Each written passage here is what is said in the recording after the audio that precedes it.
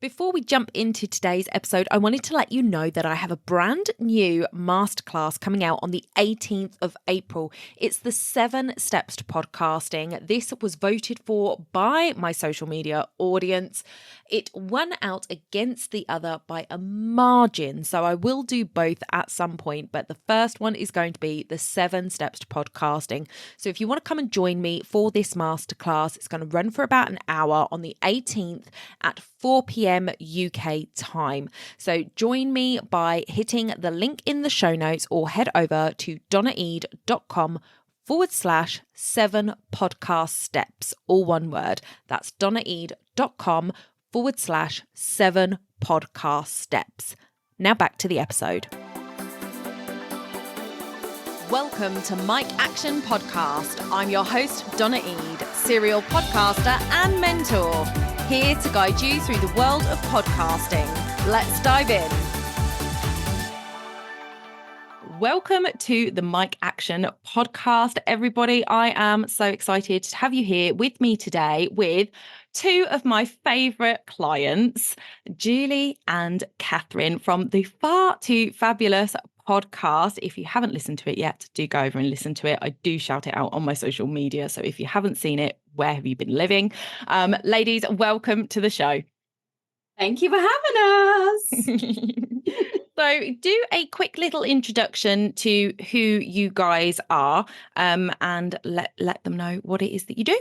I'm Catherine. I am a vitality coach. I am a nurse and Pilates coach by trade.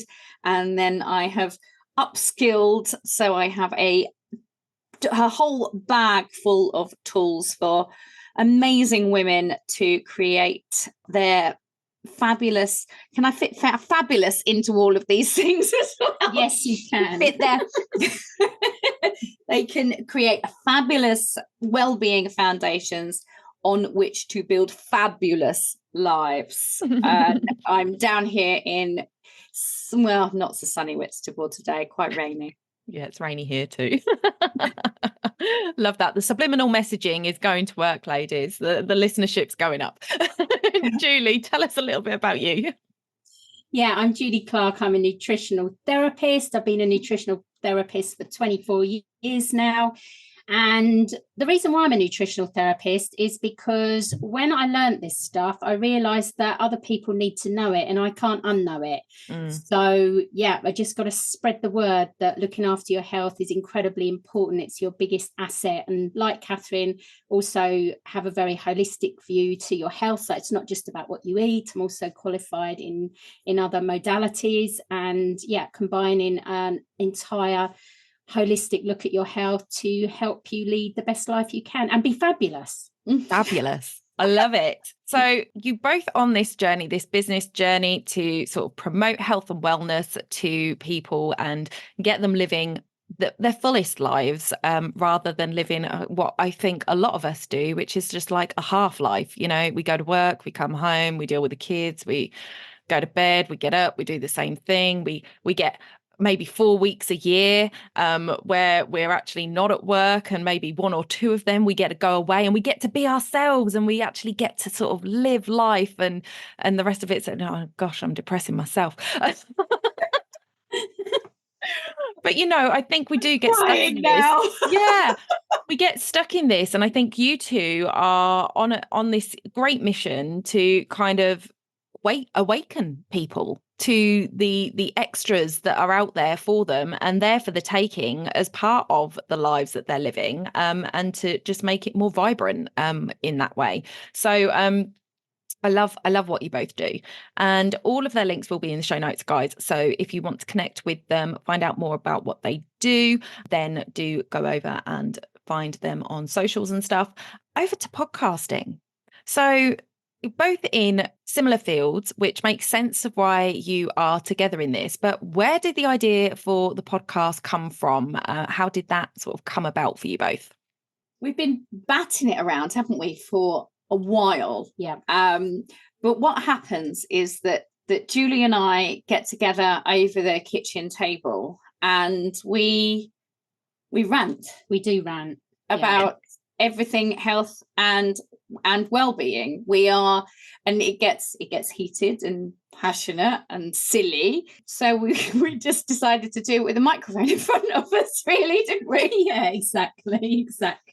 Well, the thing is that, although we've got lots of things that are similar, that, you're an expert in the field that you're in, and that dovetails with my expertise in the field that I'm in. So it's quite a nice match, I think. Mm-hmm. And yeah, I just felt like I've got people that need to know what you've got to say, and you've got people that need to know what I've got to say. They go together. And yeah, like we said, these rants we got to the point where we thought people need to kind of hear these opinions and views. Yeah, definitely. So what were your expectations going into podcasting? Because I know that you set yourself some goals right from the beginning of what you want to achieve with your podcast. So can you talk to us about your expectations? And then obviously you've been through my 8-week program and also my launch ready strategy through the live podcamp that we did. And I talk about expectations versus reality in there as well. So can you talk about sort of what your expectations and sort of goals were in the beginning and what that looks like? That's such a good question. Don't know where to start with answering it, really. I think that our expectation in terms of actually doing a podcast was that was for people that maybe were a bit more high profile, more successful, and that the tech side of it might be really difficult. Would people listen to us? But then we also felt strongly that you need to have people that you can relate to. And we are, I think, relatable in our approach to things. So yeah, I don't know quite how you want us to answer that in terms of our expectation, but that's my first thoughts really about it. Absolutely. Yeah, definitely. I think there is definitely a whole imposter phenomenon around. Like, who are we to be telling people or advising people what we think and who's going to listen? Yeah, and the whole tech journey has been a serious upward curve. I don't know if it sounds terrible admitting this now. I'm not sure I had many more expectations than that we were going to have some fun and that we were going to record it. It wasn't until we started getting going that I started to really, I knew it was going to be magic, but until we started really putting it together and I saw the magic, it's like actual tangible magic, that I suddenly started thinking, actually, we could start putting goals to this. Like, we could start saying we want to reach 1,000 women in the year, and then our bonkers target that we set the other day to reach 500 downloads within our first 30 days, which we were only like 30 off. So yeah, it wasn't until we started the journey rolling that actually you could see how this was going to work.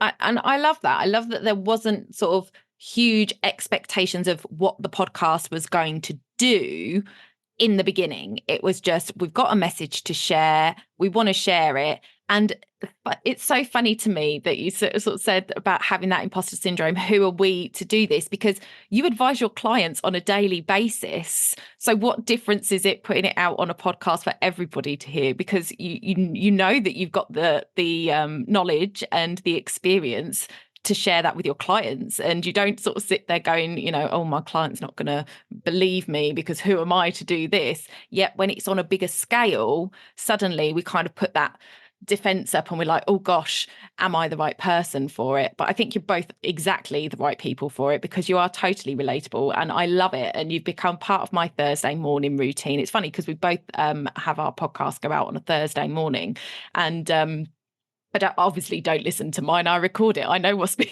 said. But every Thursday when I go out for my walk, I listen to the Far Too Fabulous podcast and I just love it. It's just such an easy podcast to listen to.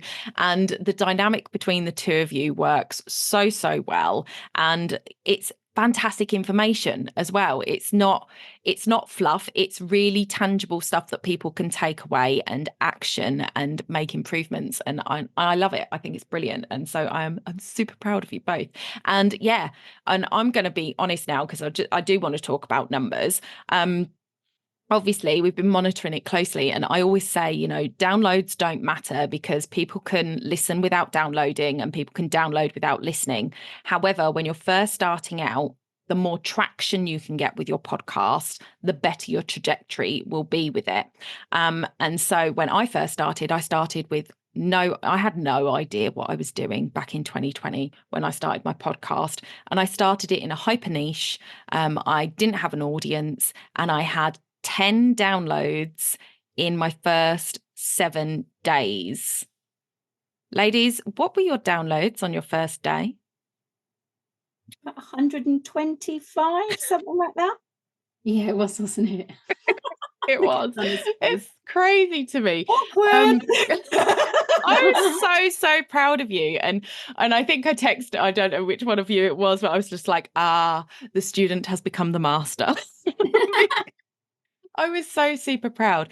And some of the stats that I share in my strategy, launch strategy, is how much of a difference the launch made to my growth when I relaunched my podcast. And you blew that out of the water as well. I think you nearly 4x'd my downloads on my relaunch. And I was just so proud of you. And it's I think as a teacher of anything, when your students do better than you do, it just makes you feel so good. It just really does. Good job then, yeah. You've done Yeah. a good job. And to be honest, we just really followed your format exactly. We didn't deviate. We did the steps, and that was the result. I think it helps that there was 2 of us, because that increases our audience. Yeah, absolutely. And we've been around for a little while doing this, so we did have quite a number of people to access, I suppose. So that all helped as well. Exactly. That it does come into all it. Credit to you, Donna, honestly, because it was a step by step. It was truly an idiot's guide. Yeah, I still go back and watch the videos when I'm editing. Do you go back and go, oh yeah, I forgot to do that, I better do that? Yeah. Love that. And I think it all depends. Like these downloads, like I say, they don't really matter in the grand scheme of things. Your industry will impact your downloads. Obviously, the ladies launched at a brilliant time to launch health and wellness podcast. They launched on the 18th of January, which is like prime time for people to be like, maybe just sort of starting to wane on their New Year's resolutions. And I know you spoke about that in your first couple of episodes. And it was a great time to get people. So I think, timing is everything. Your industry has an impact. Your audience size has an impact. And obviously, having a great teacher that's going to teach you these things helps. But you set yourself this target of hitting 500 downloads in your first 30 days, which when you said it, I thought, my goodness, that's bonkers. I didn't realize how close you were to it at the time. That's right. Julie said that's bonkers too. Yeah, I did. But the great thing about setting these targets is that even if you don't reach them, it gives you something to put effort into to try and get there. And in doing so, I use that saying, but I use it correctly. Like, if you aim for the stars, you could always land on the moon. And I say that because it's the other way around in the actual saying, but the moon is closer than the stars. So let's get it astrologically correct. And yeah, so, you're always going to be further ahead than you were if you hadn't have put that effort in to try for the goal. And so it's no negative to the fact that you didn't quite hit the 500 on that day, because you've now hit it, and we're only a couple of days after that. So it's just amazing, and I think the podcast is going to do fantastic things. So, have you got any new goals that you're setting with your downloads, or are there any? I know you've got this sort of goal to reach 1,000 women. How are you actually calculating that goal? What does that look like to you, ladies? Or is it just one that you're putting out there and you're just like, we're hoping that 1,000 women are going to hear this? we're really strong on setting intentions. I think that's like anything that we do in our life, we're quite strong on that. So yeah, literally putting that out into the universe, as woolly as that sounds, is part of it, to be honest. Brilliant. I love it. So what would you say to anybody in closing, what would you say to anybody who's thinking about starting a podcast? Stop thinking about it and get on with it, basically. One of the brilliant takeaways for me is that it has affirmed that I know what I'm talking about. It's like you said earlier on about, I say these things to my clients all day long.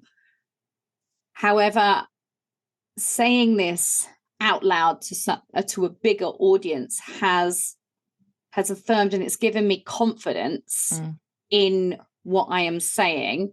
It is also, from a business perspective, it has created more content than I know what to do with now. And so for any business people that you know, when you were trying to think about content for social media or emails or things like that, and I used to really struggle with it, I've got more than I know what to do with now. So it's been, in that respect, it's been really confidence boosting for me. And it's been such an enjoyable process. It's fun. Yeah, it is fun. We've had a lot of fun doing so much fun. And even as the energy of the creating and the launching and things, even as that kind of dissipates, which it will do, and we're starting to get into a little bit of a routine and things, it's still, it's so much fun. There's so much reward, and I will let Julie talk eventually. But you know what? But it always feels like it's a little bit the other way around on the podcast, because Julie's like got all the facts and figures as she goes into it, and then Catherine just comes in. Oh yeah, I'm still here. So it's all right. You take your time to shine, Catherine. That came over like that. How funny! I'm going to be really aware of that now when we record tomorrow. Chatterbox, unbelievable. No, what's been really lovely as well is the feedback from people, like people messaging. One of the most amazing pieces of feedback was that the lady said that it was either as if I was talking to her, or if it was just completely about her. She was like, that's me. Another lady said she had to pull over. She was crying because it sort of really, really resonated with her. So the feedback has been beautiful, and it's not like ego brushing like our downloads have been. We've definitely been. I've got Buzzsprout on my laptop, and I'm looking at downloads, and I know that that's totally stoking my ego. However, that feedback is just affirming that we made the right decision. Yeah, that's what it's all about, isn't it? Yeah. Julie, have you got something to add? I think Catherine just said it all, and I haven't got any facts and figures now to share. So I'm just going to be quiet because I can't even remember what the original question was now. We could podcast, aren't we? What advice would you give to somebody who wants to start a podcast? Oh yeah, that was the question, wasn't it? Jeez, Catherine, you went right off on a tangent. Yeah, I don't think I answered that at all.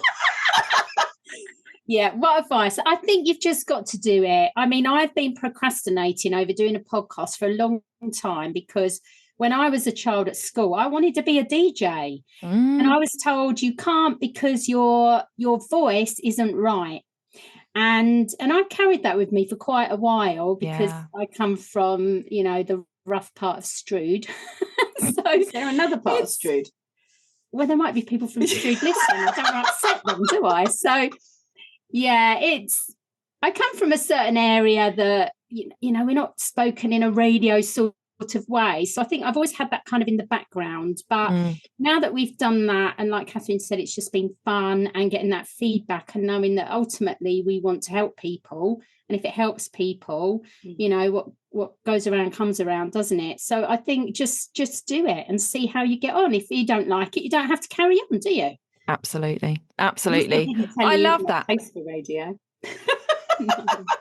Oh my Lord. And just to close out, I just want to congratulate you both. One, on the podcast as it stands, but two, on the fact that yesterday or the day before, I got to send you guys a message and let you know that you had hit the top 10 in not one, but two of the Goodpod charts. So Woo-hoo! congratulations on that.